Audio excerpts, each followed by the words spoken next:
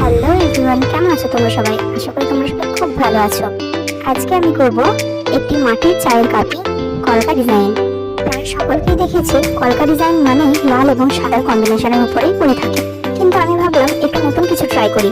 তাই আমি সাদা বা লালের ছোঁয়া না রেখে কালো এবং গোলাপি রং ব্যবহার করে ডিজাইনটাকে ফুটিয়ে তোলার চেষ্টা করেছি। প্রথমে আমি কাপটাকে ভালোভাবে ধুয়ে পরিষ্কার করে নিয়েছি, যদিও সেটা ভিডিওতে দেখানো হয়নি, তাই আমি একটু বলে দিলাম। তারপর আমি কাপটির উপরে কালো রঙের একটা কোট করে নিয়েছি, সেটা তোমরা ভিডিওতে দেখতেই পাচ্ছ।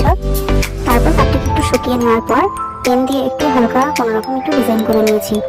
আমার কাছে পিঙ্ক কালার অ্যাভেলেবেল না থাকায় আমি রেড এবং হোয়াইটটাকে মিক্সড করে একটা পিঙ্ক কালার বানিয়ে নিয়েছি এবং তারপর ডিজাইনটা করা শুরু করলাম। তোমরা দেখতে পাচ্ছ এখানে আমি কিভাবে ডিজাইনটা করছি। এভাবে চাইলে তোমরা বাড়িতে ট্রাই করতে পারো।